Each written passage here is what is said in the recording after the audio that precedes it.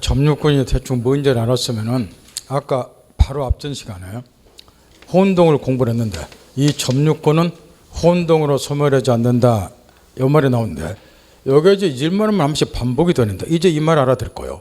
갑이 토지 소유자다. 동시에 점유하고 있다. 점유할 수 있는 것의 소유권, 본권도 가지고 있고 점유권도 같이 갖겠죠. 또는 이제 갑의 토지를 을이 빌려서 지상권을 취득했다. 그래 토지를 얘가 점유하고 있다. 그러면 지상권자도 토지를 점유할 수 있는 지상권, 본권 가지고 있고 동시에 점유하니까 점유권도 같겠죠. 이처럼 본권하고 점유권은 평존하기 때문에 동일인에게 두 가지 권리가 기속에 따라서 점유권이 혼동으로 소멸하는 거 아니라 그 말 알아들어서 보고 그다음 아까 이제 이야기한 거를 가만히 이제 결론을 지어보면 지금 이런 이야기 될 건데 이 물건을 사실상 지배하기만 하면 줄여서 이거를 점유라 그러고 여기에 원인이 돼서 이제 점유권은 물권이 성립이 된다. 점유할 수 있는 권리가 있냐면은 따질 필요가 없이. 근데 이제 여기에 이물질이 좀 있다는 거야. 무슨 얘기냐면 물건을 사실상 지배하고 있음에도 불구하고 점유권이 인정이 안 되는 경우도 있고 여기에 해당되는 제도가 점유 보조자 제도로 하는 게 있어요. 거꾸로 물건을 사실상 지배를 못하고 있는데도 불구하고 역으로 점유권이 인정되는 경우도 있는데 여기에 해당되는 제도가 간접 점유라고 하는 것도 있고 상속이라고 하는 것도 여기에 해당이 돼요. 그래서 이런 것들은 물건에 대한 사실상을 지배 상태하고 점유가 이퀄가 안 되고 관념상으로 점유가 성립된다 그래서 이런 거를 통틀어서 점유 관념화 현상 1 이야기를 저로 돌아가서 거기 지금 180회 쭉쭉 있고 뒤에 넘겨서 쭉쭉 있고 점유 관념 현상에서 점유 보조자 여기 이제 옛날 시험 문제 낼 때는 점유 보조자 간접 점유 상속 이런 거를 주로 출제를 했는데 요즘은 이제 수준을 높여서 뒤쪽에서 주로 내지만 그럼에도 불구하고 이 기본적인 내용은 반드시 알아야 된다는 것. 그런데 점유 보조자는 이런 제도를 말한다는 것. 타인의 지시를 받아서 물건을 사실상 지배하는 것을 점유 보조자. 왼쪽에 갑이 집주인, 우측에 을이 가정부, 요즘 말로 말하면 가사 도우미. 왼쪽에 갑이 가게 주인, 우측에 을이 가게 종업원. 왼쪽에 갑이 공장주, 우측에 을이 공장 근로자 등등. 그러면 집안에 있는 물건, 가게에 있는 물건, 공장에 있는 물건에 대해서는 우측의 을들이 사실상 지배를 하는데 이 사람들은 독자적인 권한으로 지배하는 게 아니라 왼쪽 갑의 지시를 받아서 여기 지시한다 그 말은 명령 복종 관계를 말이야. 왼쪽 갑의 지시를 받아서 물건을 사실상 지배한다 말이야. 이처럼 우측의 을처럼 타인의 지시를 받아서 물건을 사실상 지배하는 자를 점유 보조자 그러고 지시하는 자 왼쪽의 갑들을 점유주라고 그러고 여기는 집안에 있는 물건, 가게 있는 물건을 얘네들이 점유를 하지만 얘네들한테는 점유권이 인정이 안 되고 지시를 하는 점유주에게만 점유권이 인정이 된다 그 말 이렇게 이런 거를 점유보조자 그래요. 그러면 이런 점유보조자들은 집안에 있는 물건, 가게 있는 물건, 공장에 있는 물건을 사실상 지배함에도 불구하고 왜 점유권이 인정이 안 되는가? 이런 사람들에게 점유권이 인정이 되면 지시를 하는 점유주에게까지 점유권을 행사할 염려가 있다 그 말은. 이 말을 알아들어야 이해 안 들어줘도 따라서 굳이 점유보호자에게 점유권을 인정해 줄 필요가 없다. 점검 딱 하고 이때 이제 시험권에서 두 가지 것만 머릿속에 담으라는 거예요. 지금 점유권도 우리 민법상 물권으로 되어 있어요. 아까도 잠깐 이야기했다시피 또 저번 주도 집중 주지시켜줬다시피 물권 8개가 침해를 당하면 물권이 조건 인정이 돼야 된다 말. 따라서 점유권도 마찬가지란 말이에요. 점유권이 침해를 당해도 물권 조건 세 종류가 똑같이 인정이 돼. 물권적 반환 청구권, 방해적 청구, 방해방 조건 이렇게 세 가지가. 그 다음에 아까 자력구제를 가르쳐 줬어요. 자력구제를. 국가권력이 확립된 문명사에 있어서는 원칙적으로 국가구제가 원칙이니까 자력구제는 허용이 안 된다. 그럼에도 불구하고 긴급한 경우에는 외의적으로 자력구제가 허용이 된다 그 말. 다만 이 자력구제가 무제한 허용이 되면 아까 얘기한 것처럼 사회평화나 질서가 깨지기 때문에 긴급한 경우에 자력구제가 허용이 되더라도 무제한 허용되는 게 아니라 일정한 시간적 한계 내에서 자력구제가 허용이 된다 말이야. 그게 뭐냐 그러면 부동산의 경우는 침탈 후 즉시, 동산의 경우는 빼앗기자마자 현장에서 또는 추적해서 실력을 행사해서 뺏어올 수 있다. 이게 자력구제 시간적 한계. 그러면 여기 점유보호자에서 이 두 가지를 물어본다고 말이야. 이 점유보호자에게도 점유보호 청구권, 이 점유권이 침해돼서 인정이 되는 물권적 조건을 점유보호 청구권 이렇게 이야기해요. 점유보호자에게도 물권 조건, 점유보호 조건 인정이 되는가? 점유보호자에게 긴급한 경우에 자력구제가 허용이 되는가? 이걸 물어본다. 외울 수가 없으니까 상식으로 판단하고. 여기 칠판에 사를 놓고 A가 집에 들어와서 집안에 있는 노트북을 뺏어갔다 그 말. 노트북을. 그러면 여기 가정부, 점유보호자도 자력구제를 행사할 수 있는가? 점유보호 청구권, 물권적으로 행사할 수 있는가? 이걸 묻는데 법은 상식이라고 말이야. 자력구제는 아주 긴급한 경우에요. 일정한 시간적 한계 내에서 동산을 언제까지 현장에서 도망가면 추적에서까지 실력 행사해서 뺏어오는 거야. 이 시간적 한계를 넘어서면 이제 자력구제를 못하고 물권적 조건을 적법 절차에 따라서 행사를 해야 된단 말이야. 점유보호 청구권을. 점유권이 침해돼서 인정이 되는 물권적으로 점유보호 청구권 그래. 이 세 가지를 싸잡아서. 그러면 이 경우는 이제 뺏어간 놈이 현장에 있어요. 긴급한 경우죠. 집주인을 외출했다고 생각해봐라 말이야. 이거 떠나버리면 자력구제 뭐예요? 따라서 점유보호자로도 자력구제권 행사해야 되겠죠. 따라서 점유보호자에게도 자력구제는 허용이 되고, 그럼 얘가 이제 도망가 버렸단 말이야. 그러면 자력구제 할 수 있는 시간적 한계 넘어섰다는 거야. 그러면 물권적 조건 행사해야 돼. 물권 조건 누가 행사해야 되나요? 점유권이 침해당해야지 물권적 조건, 점유보호 조건 인정이 돼. 근데 여기 가정부를 비롯한 점유보호자에는 점유권이 없죠. 그럼 얘가 뺏어간 것은 누구 점유권 침해했어요? 얘 말고 얘. 따라서 점유권이 없기 때문에 여기 점유보호자에게는 점유보호 조건, 물권 조건 인정이 안 되고. 이해했나요? 이런 것 좀 외우지 마세요. 이런 것 좀 외우고 다니지 말으라고. 상식이니까. 따라서 개념에서 니은번 쭉쭉 있고 그 밑에 동그라미 2번에서 동그라미 기억번 점유보호 조건이 인정될 수 없다. 왜? 점유권이 없으니까. 외우지 말라는 거예요. 동그라미 디귿번 자력구제는 인정된다. 점유보호자도 긴급한 자력구제는 해야 되니까. 문제는 동그라미 니은번이다 그 말이야. 물권적 조건은 상대방이 될 수 있는가? 바꿔 말하면 점유보호자를 상대로 해서 물권 조건 행사할 수 있는가? 이걸 또 무지 물어보는데 상식이니까 한번 물어본단 말이야. A가 노트북 소유자예요. A가 노트북 소유자. 이 노트북을 갑이 뺏어갔다 그 말. 그 다음에 노트북을 집에 딱 두고 있다고 말이야. 집에. 이때 이제 설명드리려니까 그 언제는 쳐도 못 푼다니까 내가 이야기하지만 민법은 말을 바꾼다고 설명할 땐 설명드리려고 지적해 줬잖아. 니은번이라고. 방금 뭐라 그랬죠 제가? 여기 뺏어갔다고. 집에 두고 있고 얘가 이제 노트북 찾으러 왔어요. 이때 이 가정부에게 노트북 돌려다 청구하면 가정부는 뭐라 하나요? 법은 상식이야. 바로 돌려줘요. 그럼 그날로 잘려. 이렇게 이야기해. 나는 여기 일 도와준 사람이고요.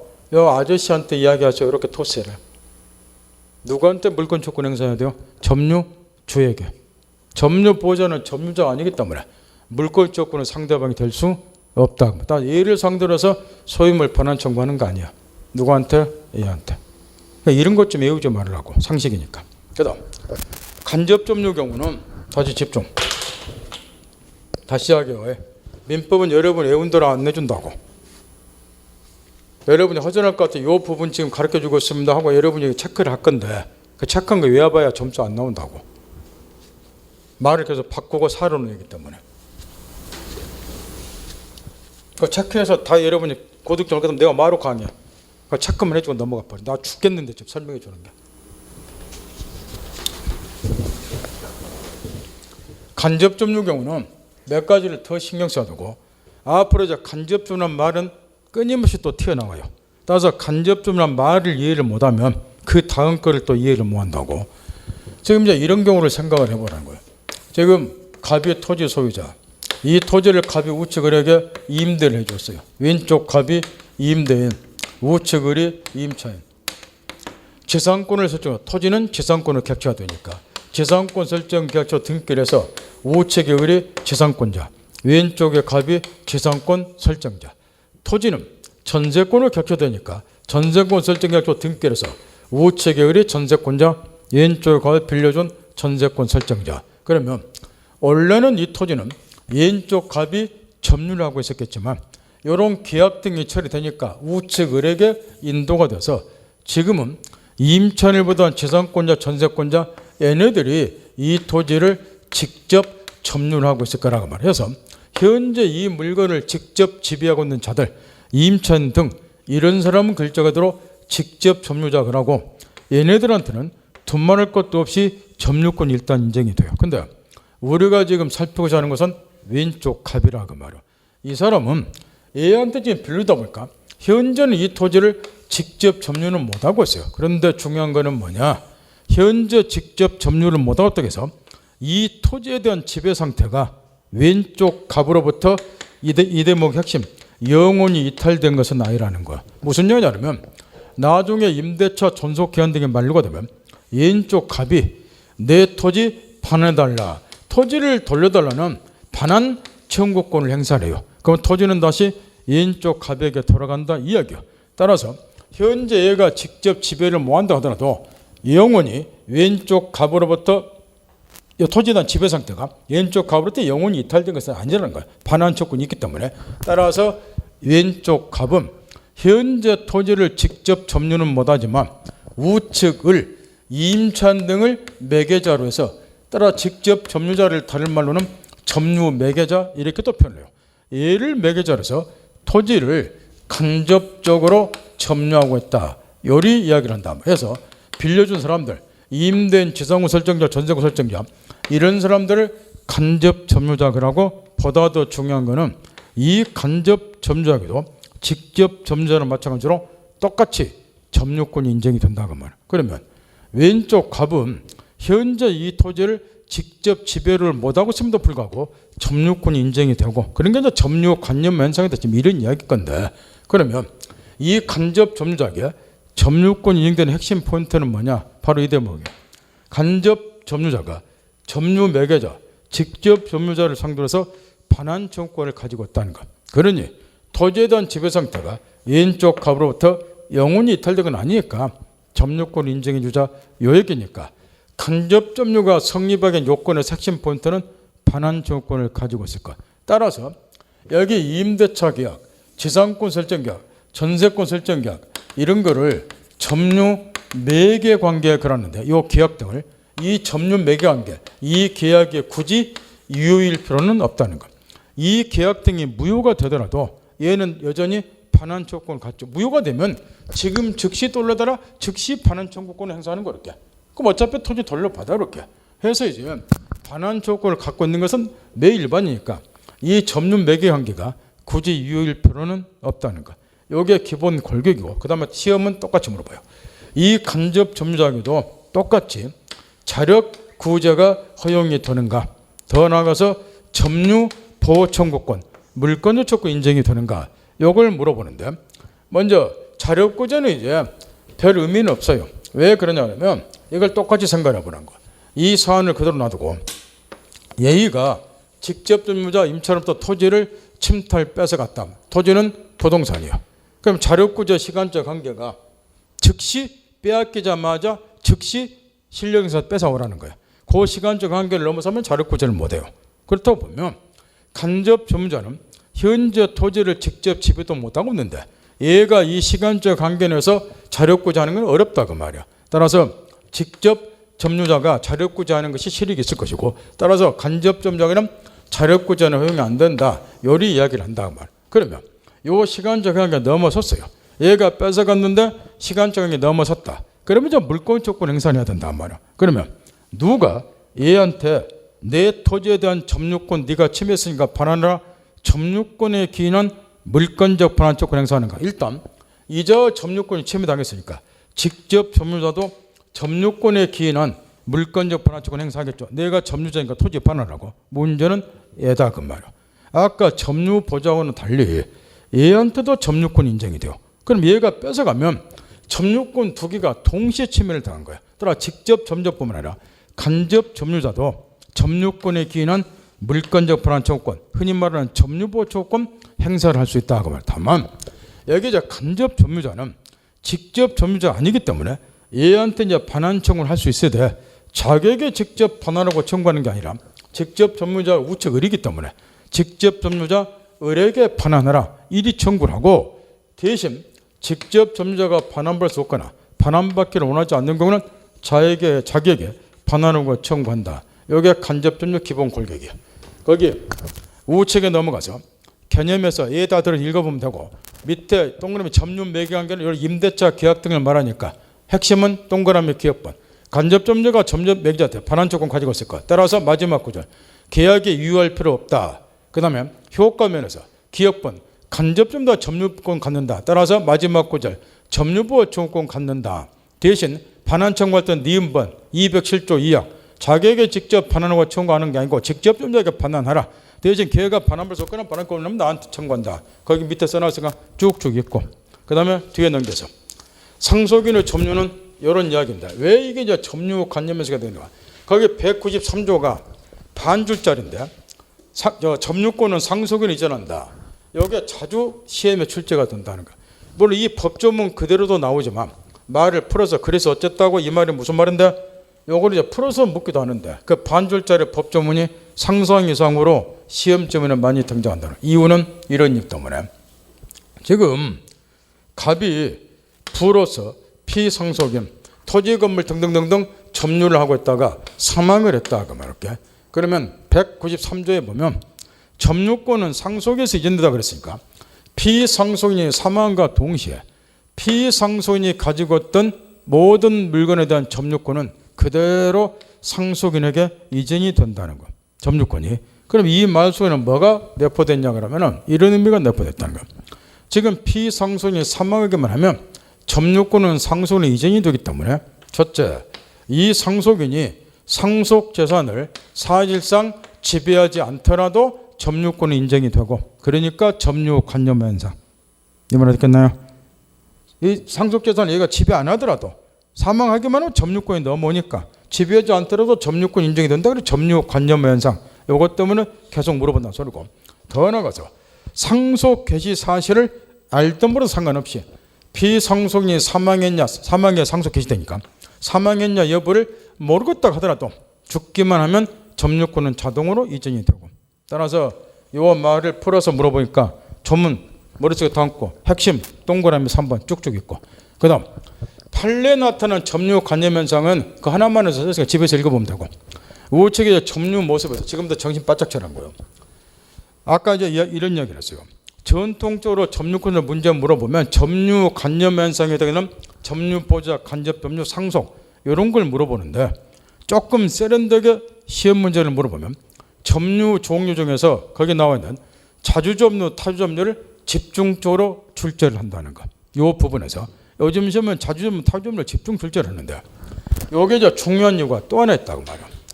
이거 끝나면 이제 소유권에서 바로 우리가 취득시효 공부를 해야 되는데, 취득시효 공부를 여기 이제 자주점유, 타주점유는 소유사를 가지고서 점유하는 게 자주점유고 소유사 없이 점유를 타주점유 그래요. 근데 취득시효를 하려면 점유자가 소유사를 가지고 일정 기간 점유하도록 되어 있다고. 따라서 시효 취득하려면 뭐가 꼭 필요하냐? 소유사, 자주점유가 있어야 된다고. 따라서 여기서 지금 우리가 배우고 있는 소유사가 있냐 없냐, 자주점유, 타주점유나 판례는 그대로 취득시효 할 때 또 써먹어야 된다 아마. 취득시효 할 때.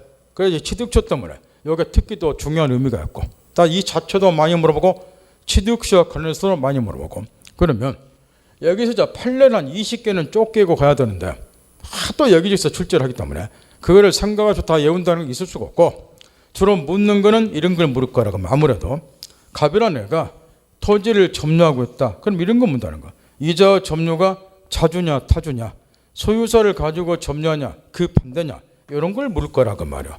이런 거를 판례를 통해서 한 20개를 깨우쳐 가야 되는데 생각 없이 외우면은 차라리 이거 포기해보는 게 나아요.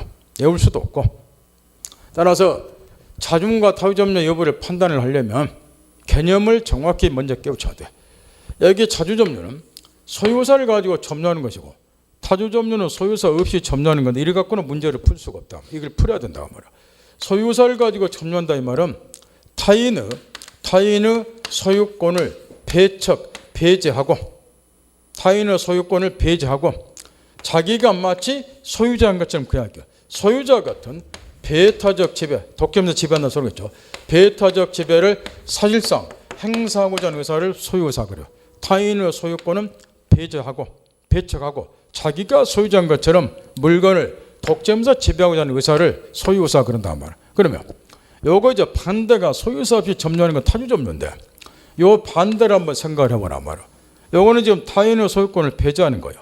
배제하고 전제하는 게 아니고 자기가 소유자 같은 배타적 지배를 사실상 행사하고자 한다. 요게 소유사라고 말이야. 그럼 요거하고 반대 개념. 타주점유는 요거 반대로 한번 해보세요. 요건 타인의 소유권을 배제하는 거예요. 그러면 반대, 그렇죠. 배제 안 하는 거니까 이쁘게 포장하면 이렇게 될 거란 말이야. 타인에게 소유권이 있다는 것을 전제하고서 점유하는 것이 타주점유라고 말이야. 풀게 되면 그러면 연습을 한 번만 해보자 말이야. 원래 이제 소유사가 있냐 없냐 하는 것은 그자의 내심에 들어있어요. 여기 들어있는데 소유사가 있냐 없냐 하거든. 이걸 어떻게 알겠냐 그 말이야. 따라서 소유사가 있냐 없냐 판단할 때는 판단 기준이 이제 아주 중요할 수밖에 없는데 그 판단 기준에 관해서는 흔히 이렇게 이야기를 한단 말이야. 소유사가 있냐 없냐 하는 것은 점유자의 내심의 의사에 따라서 판단해서는 안 되고 점유 취득의 원이 된 사실 그거를 권원이라고 그래요. 기초입문과정에서 프린터물 강의했던데 이것도 가르쳐 줬는데 앞으로 공부하면 이 말이 자주 나온다고. 권원의 성질에 따라서 객관적 외형적으로 판단하는 말이야. 못 알아들으면 왜 목적물에 대한 점유를 취득했습니까? 그걸 따져봐라 말이야. 그러면 이제 이렇게 된다는 거.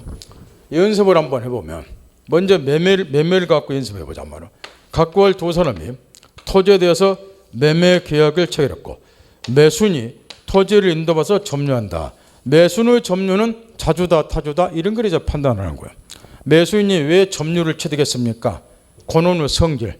얘는 지금 매수인으로서 점유를 했기 때문에 이자의 소유권을 뭐하고 이제는 내가 샀으니까 배제하고 이제는 내가 뭐인 것처럼 소유자인 것처럼 배타적 지배를 사실상 행사하고자 의사가 있으니까 점유를 취득했을 거라고 말. 전형적인 자주점유. 갑의 노트북을 도둑놈이 훔쳐가서 도둑놈이 노트북을 점유하고 했다. 이건 뭘 것 같나요? 도둑놈이 이자의 소유권을 배제하고 자기가 이제는 노트북 소유자인 것처럼 지배하기 위해서 훔쳐갔는가?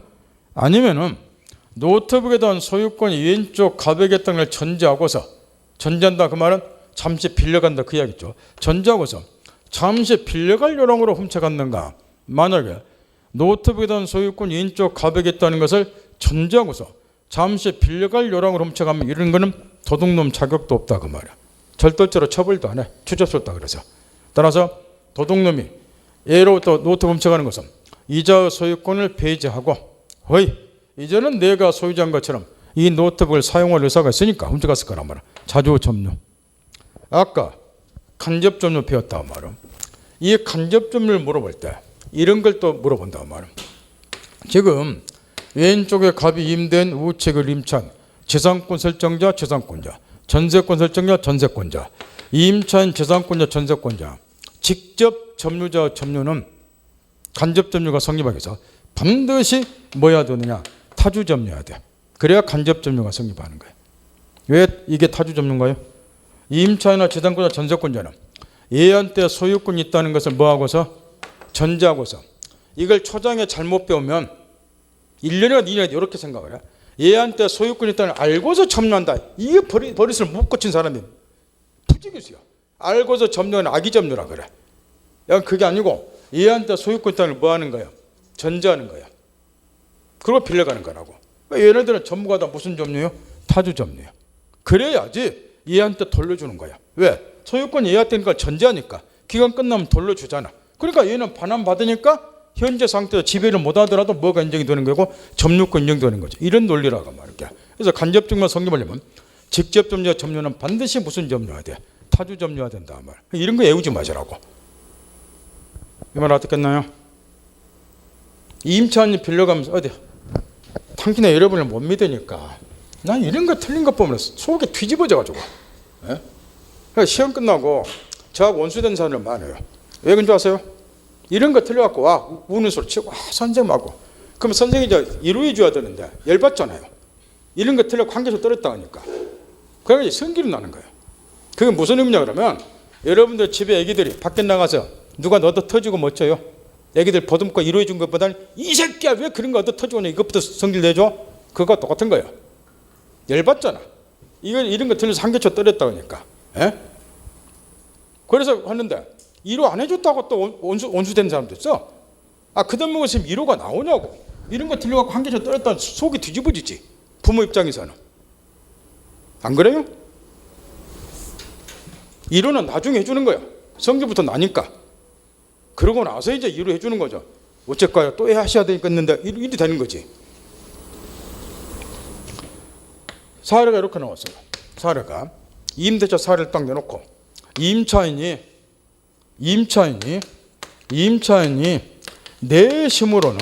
내심으로는 소유사를 가지고 점유하였다. 임차인 의뢰 점유는 자주 점유다. 맞냐? 이렇게 맞나요?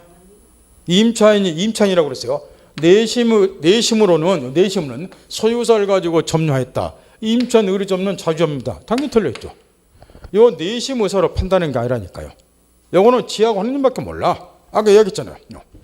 타주는 점유자와 내심을 따라 판단하는 게 아니라고. 점유 취득 원인이 된 사실 임차인이 왜 토지에 대한 점유를 취득했는가 요걸 따져보라고 말이에요.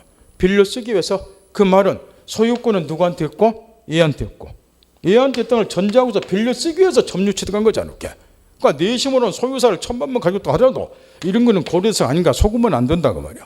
객관적으로 점유 취득 원인에 대한 사실을 객관적 유형적으로 판단해보라고 말이야. 따라서 이런 애들의 점유는 통째로 타주. 그래야 간접 점유가 성립이 되는 거예요. 책으로 돌아가서 거기 이제 판단 기준 및 시점에서 첫 번째 판례가 핵심이고 두 줄이 그렇게 중요하다고 말이야. 박명수 거기 있잖아. 내심 의사에서 결정되는 것이 아니고 점유 취득 원인이 된 사실 권한의 성질이라. 그게 핵심 포인트라고 말이야. 그 다음 그 밑에 판례 부동산을 매수해서 개시된 점유는 후일 그 매매가 무효로 되면 점유성이 타주로 바뀌는가. 이 판례는 읽어볼 필요 없고 이걸 물어보는 판례. 하도 시험에서 물어보는데 자주점유인가 여부는 그 판례 요지가 자주점유나 타주점유나 여부는 언제를 기준으로 판단합니까? 이걸 물어보는 판례. 자주점유 여부는 점유 개시 당시를 기준으로 해서 판단한다는 거예요. 언제를 기준으로 점유 개시 당시 기준으로 판단하라. 이게 그 밑에 판례였고. 따라서 두 번째 줄 봐보세요. 특단의 사정이 없는 한 점유 시초에 이런 말이 나와 있죠. 잤나요? 자, 이 판례는 자주점유과 여부는 점유 개시 당시를 기준으로 판단을 하라. 따라서 매매계약이 설사 뭐가 되더라도 그 판례 예토는 그거요. 무효가 됐다 하더라도 무효가 됐다는 사정을 알면서 매수했다든가 그런 사정이 없는 한 매수의 점유는 여전히 무슨 점유다? 자주점유다 그 이야기야. 매매계약 체결 당시에는 자기가 소유자인 것처럼 소유한 것처럼 지배하기 위해서 매수했을 거 아니냐고 말이야. 따라서 점유 개시 당시를 기준으로 자주 타주를 판단해야 되니까 설사 매매계약이 무효가 됐다는 것을 나중에 알았다 하더라도 매수의 점유는 여전히 무슨 점유다? 자주 그 이야기야. 그 다음 뒤에 또 이제 시험에 나온 거 지문을 이제 막 거기다 또 똥 싸대기 지금 박스에다 막 쳐 넣어놨는데 그 다행인 것은 앞에서 남반은 매겨놨네요. 1, 2 해가지고 요거 없었으면 또 내가 또 불받았을 건데 점점 했으면 또 열받았을 건데 앞에다 1, 2 써놓으니까 좀 낫다고 말이야. 거기 쓰였는 것도 다 알고 시험장 가셔야 돼. 다 알고서 먼저 몇 가지만 연습을 했단 말이야. 하나하나 다 그렇게 하면 한도 끝도 없어. 진도 못 나가니까. 매매 증여 등 소유권 취득 원인이 되는 행위에서 개시된 매매 증여 같은 경우는 전형적인 자주점유겠죠. 설명 필요성이 있고. 그 다음 착오를 해서 인접 토지 일부를 자기가 매수한 토지 일부로 착각을 했다. 그러면 지금 자기가 매수한 걸로 착각을 했죠. 그 매수 넣어서 점유했으니까 이것도 무슨 점유고 자주점유다 그 이야기야. 그 밑에 동그라미 1번에 지상권 재산권 제한을 꽉 가르쳐 준 거예요. 전부 타주점유죠. 그 다음에 명의수탁자 점유. 요거는 나중에 실명법을 좀 공부를 해야 되는데 이 명의신탁에 있어서 특례규정 8조가 적용되는 경우가 있어. 문중이 명의탁하거나 배우자 상호간에 명의탁하거나 또는 종교단체 산하조직이 종교단체 명의탁하거나 이런 경우는 탈법 목적이 없으면 명의탁 약정이 유효해요. 이 명의탁 약정이 유효인 경우는 우리 판례가 신탁행위 이론을 도입해서 자 이런 이야기를 하고 감 문중이 종선 을명의로 명의탁을 했다 토지에 대해서 그럼 신탁자 문중 수탁자 종선 등게 되어 있어 이렇게. 그러면 이 명의탁 약정은 무효가 아니라 유효라 그 말이야. 이 약정이 유효인 경우는 내부적으로는 신탁자를 소유자로 보고 대외적으로는 수탁자를 소유자로 봐요. 요걸 이해하고 나서 묻는 것이 그 동그라미 2번이야. 명의수탁자 점유는 자주인가 타주인가 한번 해보세요. 요것도 자주 물어봐. 얘가 점유한다. 그러면 지네들끼리는 누구에게 소유권이 있다는 거? 신탁자. 대외적으로는 얘가 소유자면 대내적으로는 신탁자가 소유자라고. 저희들끼리는. 그러면 얘는 점유하더라도 소유권이 누구에게 있다? 신탁자. 얘한테 있다는 걸 전자고 점유를 하니까 수탁자 점유는 자주가 아니라 타주 점유다 그 이야기야. 내부적으로는 누가 소유자다? 신탁자가. 그거 묻는 거예요. 그러니까 이런 거는 외우는 게 아니고 나중에 명의신탁 공부를 좀 심도있게 해야 돼. 그 다음 동그라미 3번의 그 판례는 눈 우측으로 돌리세요. 우측 그대로 우측으로 돌리시라고. 타주점유 전환 있죠? 잤나요? 거기 첫 번째 판례예요. 그걸 줄여놓은 거예요. 그 다음 거기 지금 4번은 나중에 배우고 5번 마찬가지고 그 다음에 6번 판례. 이게 또 아주 중요한데 6번 잤나요? 눈을 또 우측으로 그대로 돌리세요. 그대로 돌려. 그대로 우측으로. 그 우측의 두 번째 판례가 이 판례예요. 워낙에 중요한 게 이따 이 판례 통해서 살펴보라고. 동그라미 6번은 그대로 우측의 두 번째 판례라고. 그 다음 동그라미 7번은 무시해도 되고 동그라미 8번 여기는 공유해서 배우고 동그라미 9번 잠깐만 7번 보세요. 이 판례는 의외로 중요하니까 거기 이제 판례가 시험 지문에 나온 걸 거기다 써놨는데 매매만 나왔자 징여도 마찬가지고 매매상 대지 면적이 등기부상 공부상 면적을 상당히 초과하는 경우 초과 부분에서 점유하는 것은 자중과 타중과 그 얘기인데 원래는 이 가박을 두 사람이 토지에 대해서 매매를 했는데 예를 들어서 토지 한 필지에 대해서 이렇게 근데 이 한 필지에 등기부상 공부상 면적이 예를 들어서 100평방미터라 그 말이에요. 내용 파겠나요? 공부상 면적이 100평방미터 목적물. 그런데 나중에 저 매수인이 매도인으로부터 토지를 인도받고 점유를 했는데 이때 150평방미터가 인도가 된 거예요. 왜 그랬느냐? 목적물인 100평미터다가 제3자 A 토지 50평방미터를 합해서 세트로 매도인이 인도를 해주더라 그 말이렇게. 그러면 공부상의 면적 100평미터를 현재의 초과를 했죠. 50이나 초과했으니까. 그럼 이 사람은 이게 한두 평이 아니고 50평방미터를 초과했기 때문에 이게 초과했다는 것을 이 사람이 능히 그러지 알고 있다는 거야. 그러면 초과 부분에 대해서는 타인에게 소유권 있다는 것을 전제하고서 점유한다고 볼 수밖에 없겠죠. 상당히 초과니까. 그래서 이 50평미터 초과 부분에 대해서는 이저 점유를 뭐로 봐야 된다? 타주. 그 이야기야. 그래서 이 판례도 아주 중요하고. 그 다음에 점유형태 전환에서 자주점유 전환. 요번에 타주점유가 자주점유로 전환이 되려면 뭐가 필요한가? 먼저 밑으로 내려가서 거두절미하고 동그라미 대급번 상속이란 말이 쓰였죠. 이에 관한 판례가 그 밑에 새파란 우측까지 판례야. 그 우측 판례에서 마지막 세 번째 줄부터 봐보세요. 거기 보면 이런 말이 쓰였어. 점유가 자주점유가 되기 위해서는 두 줄이 핵심이야. 자주가 되기 위해서는 점유자가 소유자에 대해서 소유사가 있는 것을 표시하거나 새로운 권원에서 다시 소유사로 점유를 시작해야지 타주가 자주로 바뀐다는 거예요. 그 두 줄이 이제 핵심 요건인데 문제는 이거란 말이야. 상수구 경우도 그러면 타주 점유를 자주 점유로 전환시켜주는 새로운 권원이 되는가? 이걸 계속 반복 출제한다는 거. 말을 바꿔가면서 칠판을 보세요. 야, 외워봐야 아무 필요 없어. 방금 마지막 줄 읽어봤다시피 타주 점유가 자주 점유로 전환이 되려면 뭐가 있어야 돼요? 새로운 권원이 있어야 된다는 거죠. 새로운 권원에서 소유사를 가지고 점유를 한다. 그러면 자주로 바뀐다는 거예요. 그러면 이제 상속의 경우에 갑이 토지 소유자 임대를 해줬다. 요 임차인의 점유는 둔말 것 없이 타주 점유겠죠. 임차인이 사망을 했다 그 말은. 그러면 임차인의 사망은 우리 민법상 임대차 종료 사유가 아니라는 거야.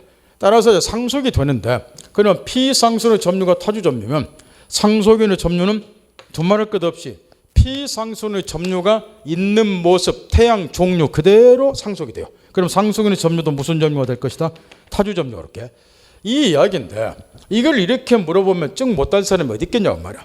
이걸 말을 바꾼다는 거예요. 따라서 상속이라고 하는 것은 타주 점유를 자주 점유로 바꿔주는 새로운 권원이다 아니다. 이렇게 일단 물어봐요. 새로운 권원이 아니다. 타주가 타주로 승계되니까 상속이 타주를 자주로 바꿔주는 새로운 권원이 될 수 없다 그 말. 이 말 듣겠나요? 더 나아가서 따라서 상속인은 피상속인의 점유를 떠나서 자기만의 고유한 점유를 주장할 수 없다 그 말이야. 피상속은 타주인데 이걸 제껴버리고 자기만의 고유한 점유 나는 자주다 이렇게 주장할 수 없다 그 말이야. 따라서 이 상속의 점유가 자주 점유로 바뀌려면 상속 자체는 새로운 권원이 될 수 없으니까 요 갑 임대인하고 매매 계약을 체결한다든가 상속 이외에 새로운 권원이 있을 것. 그래야 이제 점유는 뭐로 바뀐다? 자주로. 토지를 매입한다든가 그러면 이제 매수는 점유하니까 자주로 바뀐다 그 이야기야. 이해할 수 있겠나요? 요거를 계속 말을 바꿔가면서 한 5년째 물어봤어. 요즘에는 좀 뜸하지만. 그러니까 이해하셔야 돼. 그러니까 원칙은 상속의 경우는 뭐라는 거예요? 피상속인의 점유, 성질, 태양 등에 그대로 상속이 생겨되니까 상속은 타주 점유를 자주 점유로 바꿔주는 새로운 권원이 될 수 없다. 요지가 그 이야기죠. 그 말을 이렇게 풀어서 물어본다는 거예요. 그 다음 거꾸로 이제 자주가 타주로 바뀌는 경우 먼저 첫 번째 판이 아주 간단해요. 건물에 대해서 매매를 했는데 원래 매도인의 점유는 자주 점유겠죠. 소유자 점유했으니까. 근데 매매를 했어요. 해서 매수로부터 매매대금을 완납을 받았어. 그런 경우는 매도인이 계속 점유하더라도 이제 무엇으로 바뀐다는 거예요. 매매대금을 완납받아서 목적물을 매수는 인디비주얼 의무를 부담하니까 이제부터는 소유권이 누구에게 있다? 매수는 있다. 이걸 전제하고서 점유한다고 봐야죠. 그게 첫 번째 판례예요. 이런 거는 절대 틀리면 안 되고 문제는 두 번째하고 세 번째 판례를 칼같이 비교 정리해야 된다는 거예요. 두 번째하고 세 번째를 지금부터 있는 대로 집중하는 거예요. 거기 두 번째 판례는 요 내용이고 비슷한 것 같지만 전혀 다르다 말이에요. 지금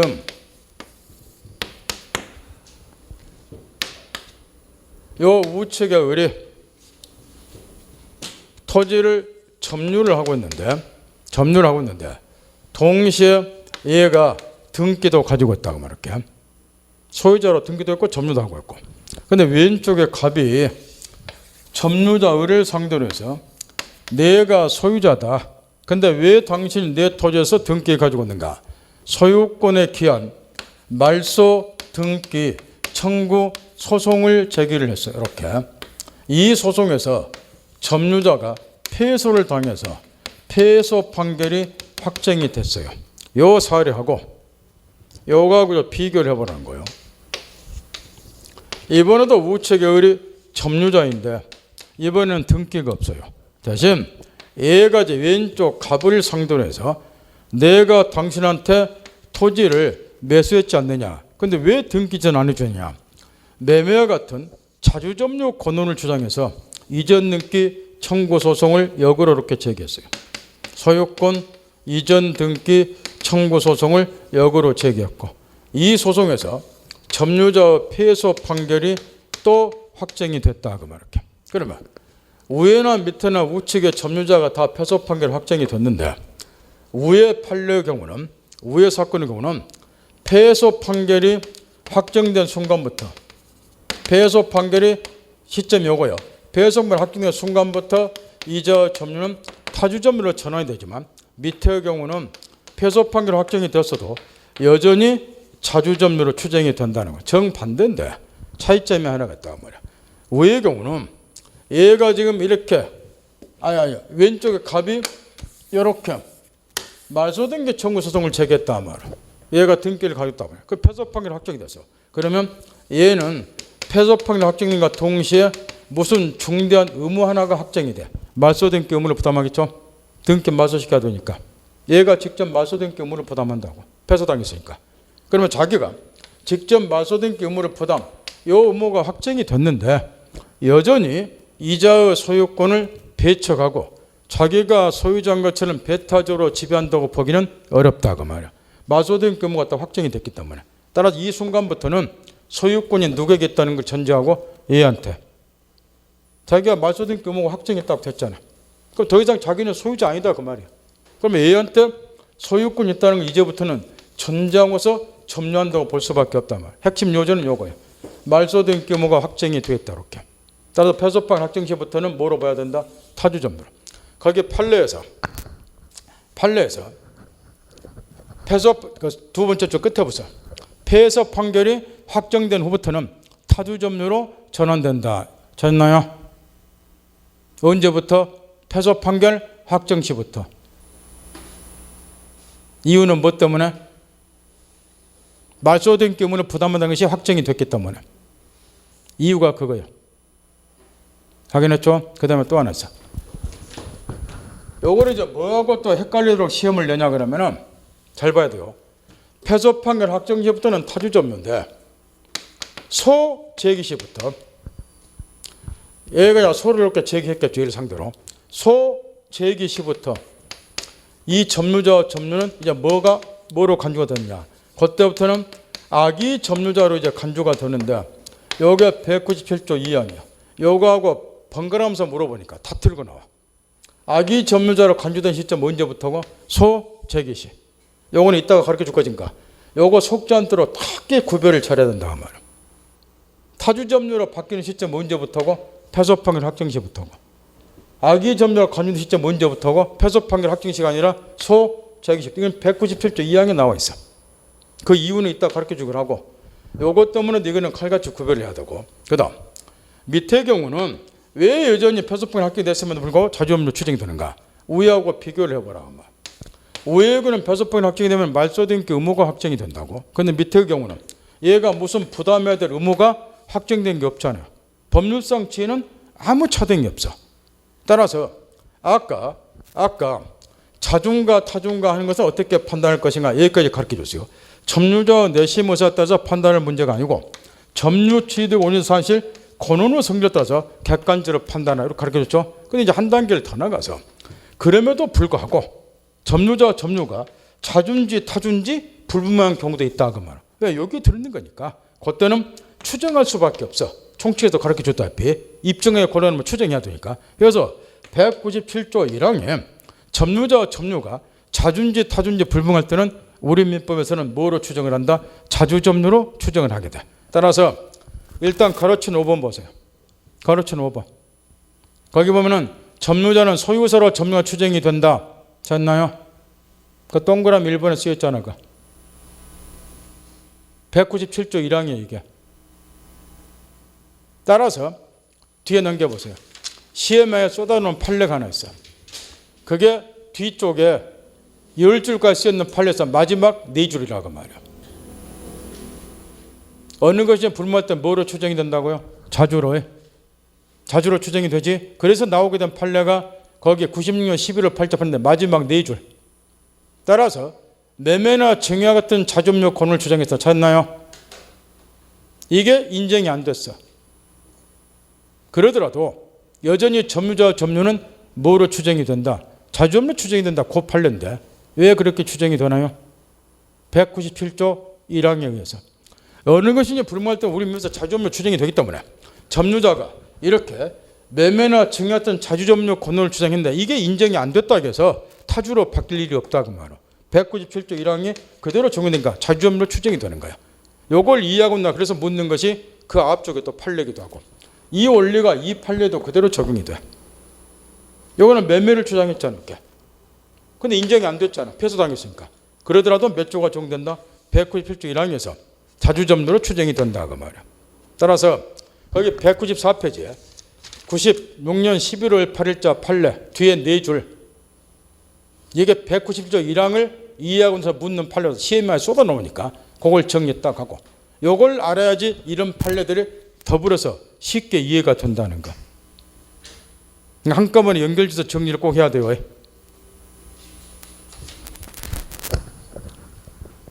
얘가 지금 책을 좀 띄워놨는데 자주 타주 점유를 어떻게 판단할 것인가, 내시문서도 판단할 게 아니고 권한의 성질에 따라서.